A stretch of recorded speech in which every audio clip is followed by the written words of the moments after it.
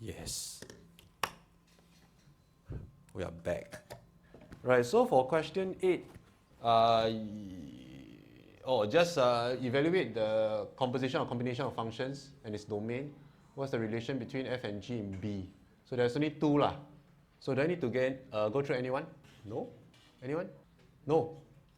Okay, done this one. No request. Okay, good. Then you have your DIY. Okay, question 9 will be on inverse functions, domain and range. Anyone? Request? Yes. Last one. 9C, is it? Okay, so let me capture this.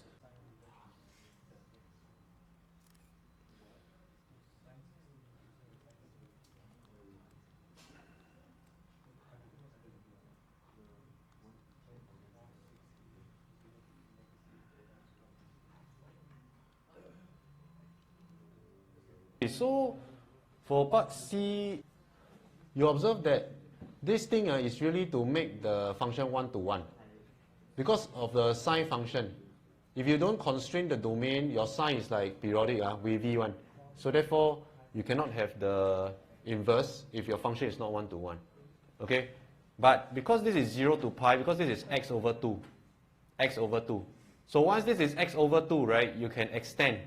Because you divide by 2, right? The angle divided by 2. So therefore, you can extend the interval for which your sine will be one-to-one. Okay? So therefore, this function will be one-to-one.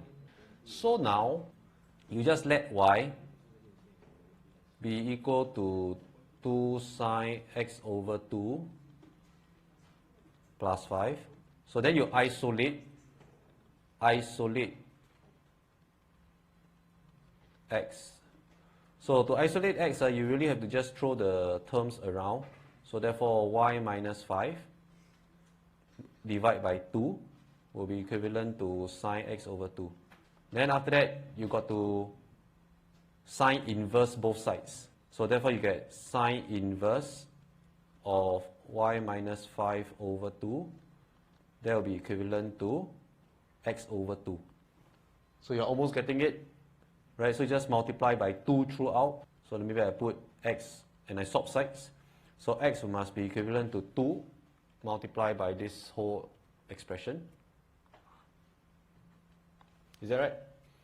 So this is actually your f inverse of y because it contains y as a variable. So that's actually correct lah.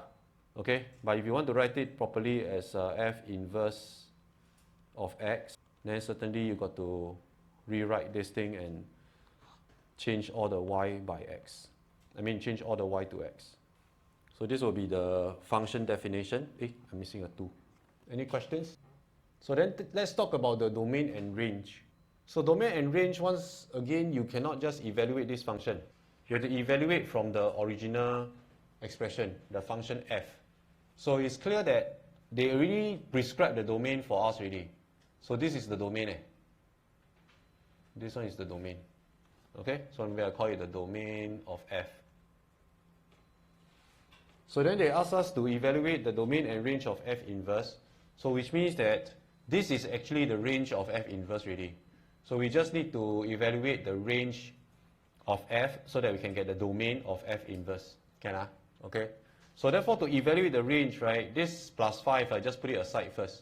So we just consider what values can we get from this 2 sine x over 2. Okay, because we know that sine 0 is 0, right? So you know that when pi is substituted in, right, you get sine pi over 2. Sine pi over 2 is 1. That's the maximum you can get. Okay, so we can say that the range of f, so range of f is, so this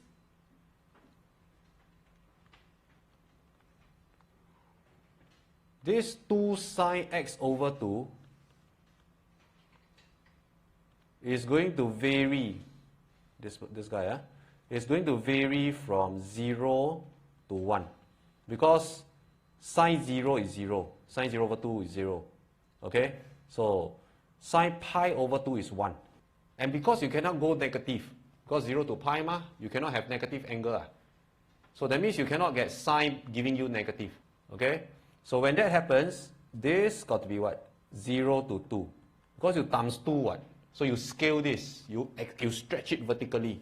So from 0 to 1 stretch to 0 to 2. Right now, because we know transformations, right? So we know the green. So the range of f is 2 to 7, inclusive. Any objections? Just analyze the range of the functions, the constituent functions, and then make the transformations. Okay, so if that is fine, right, then actually we can answer the question for this guy already. So actually the domain for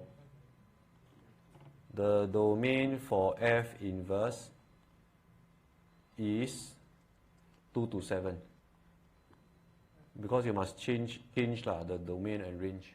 Then the range of f inverse is the domain of f. So that will be 0 to pi. Is that right? Any questions? Okay, good. So that's for the inverse functions. So that's it. So the rest you can do, right? A and B. Okay, so A and B you do. Okay, number 10. Okay, number 10, I probably need to go through, right? Yeah, so the procedure is the same to get the inverse function. It's just that this function is an accumulated function for, accumulated amount function for compounding returns. So you have some investment P, right? Then you invest it in some vehicle, right? With an annual interest of R%. So therefore you're going to get this 1 plus R to the power of T times your principal, okay? So it's not difficult to understand this lah. Not difficult to understand this. Because let's say you have a principal. Then after year 1, you're going to get what? You're going to get 1 plus the return ma. Let's say you get 5% return. Okay, let's say you get 5% return per year lah. So it must be, you get back your own principal, 1, but you also must get back your interest return, 5%. Okay? So that's for the first year. But for second year is what? For second year, this becomes the new principal. The whole thing is the new principal. Then you times 1 plus R again, because second year you get back the same amount. So become this thing times 1 plus R. So you notice that there's a square if it's the second year. And then so on and so forth. So you can consider that. Okay? So third year you get this power 3. Fourth year you get power 4 and so on and so forth. Okay? So that's why you have this formula here. So it's supposed to determine the inverse function A of t. The inverse function of A of t. Okay? So what's the inverse function? The inverse function must be t of A, what? You know. So therefore we just do the same thing. We just let A equals to P times 1 plus R to the power of t. So the whole thing is to isolate t. You need to isolate t. So previously it's y of x or f of x. So you isolate x because x is your input. So now A of t, right? T is the input. So now you have to isolate the input t. Always the same one. Okay, so from here, because your t is at the exponent. So how to get the exponent down? Only one function can do it. That's the logarithmic function. So you log both sides or ln both sides. Okay, you can use log of any base lah, right? But for simplicity, we just use the ln function. Easier to write also. So it will be ln A equals to ln of this expression. So let me put ln of P times 1 plus R to the power of t. Then this t can bring down. Okay? So therefore you get t here. This one I cancel. And then I'll just put it right here. So once you have that, right, then you notice that actually you just divide the term across, you get the answer already. So t is equivalent to ln A divided by ln of this whole thing, which is ln of P times 1 plus R.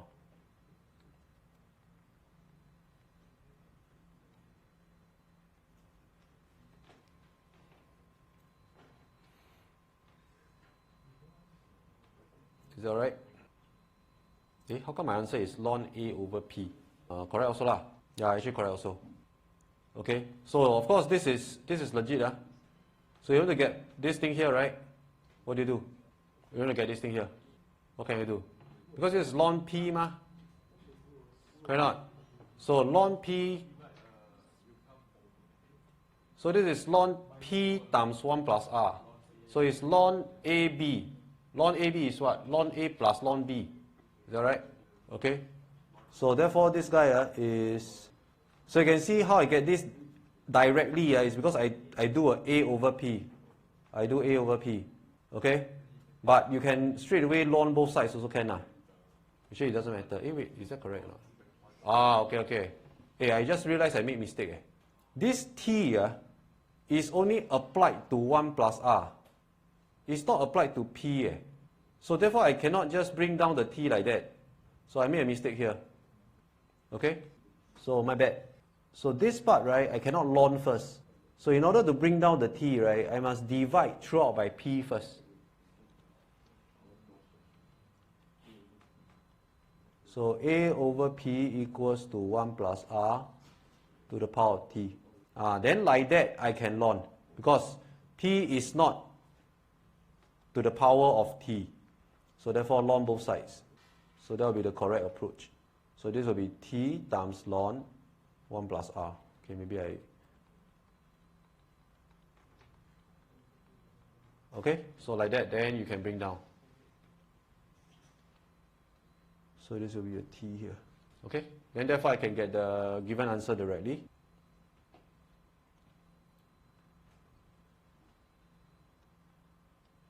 Okay. Yeah, so if you do a change of base, you can get this log base 1 plus R also. Okay, because this is exactly the change of base formula in reverse. So this guy, this is totally fine. But if you want, you can also make it into log, because this is the base. So log 1 plus R, then you have A over P. Like that also correct, of each other. Okay, so what's the use in layman? Well, the use in layman is you just look at the input and output, you will know. So given any A, right, you can calculate T. This one is given any T, you can calculate A. Right? Any year T, you'll be able to know what you have accumulated. Then in this case, for the inverse function, it will be given any A. So you want a certain accumulated amount, then you have to know how many years to get it. Okay, so this is like financial planning lah. Let's say maybe you know that, when I retire, I need maybe this amount to retire. So I just calculate what's my accumulated amount that I need to retire with, and then I can see what is the number of years that I would take. Okay, so T of A calculate the number of years required for the accumulated amount to reach the input A. Okay, so this is the given solution here.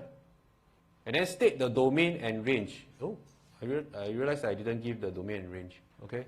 So once again, the domain and range must be worked from the original function A of T. So what do you think the domain of A would be? The domain of A. So domain of A is referring to the T value, right? So T must start from 0 onwards, because at 0 you invest principal P. So logically, the domain of A must be 0 to infinity. Okay, of course we are assuming that the investment can be held forever. Okay, so that's the domain of A, 0 to infinity. Cannot go negative lah. Doesn't make sense for this T to be negative. Okay, actually it makes sense lah. That's how you calculate the present value, net present value. Net present value is you look at the future value, then if you reverse calculate. Okay, but then in this context, when we talk about investing, okay, maybe it doesn't make sense. So we'll just stick to range of A then. Very good. So the range of A, right, is from P onwards to infinity. Okay, because you have principal P, right? And then assuming that this investment, right, annual interest, so that you buy the Singapore savings bonds, that kind of thing. Okay, so cannot possibly lose money, right? Without accounting for inflation, that is. So therefore, from here, then you can just reverse the thing. So therefore, if you reverse the thing, then you will get from here So the domain of t is p to infinity. So the range of t is 0 to infinity. Is that right? Hmm? Is it a must to denote the inverse as TA, or can we also write A inverse T? A inverse of t. Like, is it possible to write that, or must we write TA? No, you can write it as A inverse of t. Okay. But A inverse of t is like not very interpretable lah. Even though mathematically it's correct. That means you just change this to t. Change this guy to t. Then this one is A inverse t. Graphically as well as mathematically it makes sense. That's the inverse function. Okay? But practically wise, we want this to be t of A. To remain as t of A. Okay, nah? Okay, so that's for question 10. Okay, question 11. Oh, that's the last question. Perfect. So, do I need to go through any one of them? Modulus, okay. So, yeah, so we want to start from the f of x, right? Then we make the transformations and also plot the graph. And then see how we can get y of x. So that's just testing you on your understanding of transformation. So f of x is really the function for which it is looking like a V shape. Okay, so this will be my f of x, mod x. Okay, so I think you know what the mod x is trying to do, right? So mod x, when your x is positive, it doesn't do anything. 0 or positive, it doesn't do anything. But when your x is negative, it will just multiply by a negative, so that it becomes positive. Okay, so therefore you get a V shape here. So basically it's just reflecting this side across whenever your function value is negative. So now we are going to make the transformations. So first transformation will be looking at this is a minus, this is a 2x. Okay, so the first transformation maybe we can do, right, is, wait a minute. Okay, so we will just multiply by, okay, wait. Let me get the thing out. So we follow this procedure, just like what we did for our lecture example. Okay, so this will be our procedure. Okay, so we do A first. So if you look at this expression and this guy, right, A is the one that is multiplied to x. Okay, so therefore A is the one that is 2 here. So therefore we have y1 of x, and that is equivalent to the modulus of 2x. So we can start with that. Okay, so the modulus of 2x is really just scaling this up. So like stretching. So I'm going to just do this, like stretch up. Okay, yeah, I think that's about right. So this will be my y1 mod of 2x. Is that right? Okay. Then the next one is this shifting horizontally, okay, in x. But if you look at this expression, right, you can do the shifting y2 by having 2 of x minus 2. Because you minus 2 times 2 is this minus 4. But when you write it like that, right, then you can shift according to this b. So therefore this will be our y2 here. So y2 basically x minus 2, so you have to shift what? Minus 2 means you shift right. Okay, minus must shift right lah. Then if plus is shifting left. So that's what we'll do here. So we just get this y1 and then shift towards the left by 2. Maybe something like that. So this will be our y2 of x. Okay, and then the the point here will be 2. Cos minus 2 ma. Okay, then after that will be c. So c maybe y3. So y3 you see this minus sign. So therefore you have to put a negative of this thing, of y2. So the negative of y2 is really just reflecting the whole y2 downwards. Because it's reflection over the x-axis, right? So like that, become like that. So reflection.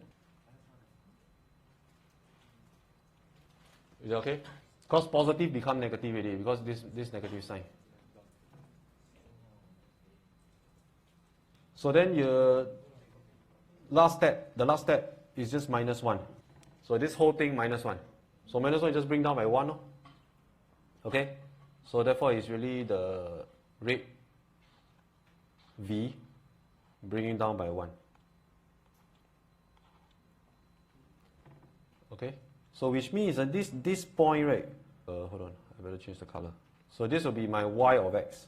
And at this point, the coordinate is 2 minus 1.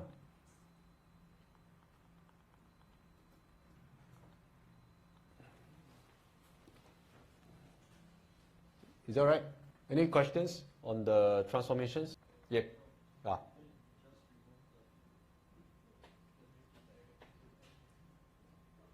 Sorry, can you speak up? How can I just take out this 2 from the negative 4? No. Good question. Okay, so he is asking, you see, if I factorize out this 2 here, right, I get a minus 2, so I'm like shifting shifting to the right by 2 units. Okay, but if you look at this thing, it appears that this is shifting to the right by 4 units. So how come this one shift by 2 units, how come this one shift by 4 units, they can be equivalent? The answer is because this is 2x. So the shifting in x requires that, if you want to interpret directly, right, it requires that you have to change from x to x minus or plus something. You change from x to x plus or minus something. So shifting right means minus. So x to x minus a, for example, this is the interpretation. It means the graph shifts according to how your x variable changes, not how your 2x variable changes. So your 2x variable is changing respect to 4, but your x is shifting respect to 2. So you in fact have to make the factorization before you do the shifting, because you have to look at what happens to the x, because the x is the input, right? Not 2x is the input. Unless you are plotting respect to 2x, then of course this one you shift by 4. You understand? Correct. That's why you see this part, right? I purposely go and factorize out a here. I factorize out a here, then I change this to x minus something. So that will be easy to see, easier for you to interpret. Okay, so that's a point to be careful about, because that's where you can make the mistakes. Okay, so this will be our last question, I suppose, for tutorial 1. Is that okay? So that's being done. So we still have 20 minutes. Do you want me to go through any other questions in the tutorial? I mean, probably you can ask for maybe 1 or maximum 2 more. Anyone? The one 11? 11b, if I do, nothing to do already, right? Okay. Oh yeah, I just realized that I forgot to state the domain and range. So after shifting, right, what is the domain of this guy? So maybe I just analyze from the graph, since I have the graph. So you can see from here the domain is R . So from the graph you can see that the domain of y is R, because you can fit in any x, why not? So then the range of y is, so it has to be from -1 to -infinity. Okay? Yeah, so I think B I won't do, because you can try that out, or else you got nothing to try. Okay, but if you can't do, then maybe we can go through next week. Okay, so this one I think you DIY first, try out first. So question 10 is done. Okay, so yeah, so you all got any requests or not for other questions, as well as maybe you want me to clarify certain concepts regarding topic 1? Can, of course. That's why I put the email here. No lah, you email me, I won't reply you immediately. Okay, but I'll reply you maybe within 1 day or something. Yeah. No questions, No requests. Okay, no request, then maybe consultation until 12. Right? You can come forth and ask me. So that's all. Thank you. For question 9, see that I go through this question. I don't really understand that y equals to this. I don't really understand this part.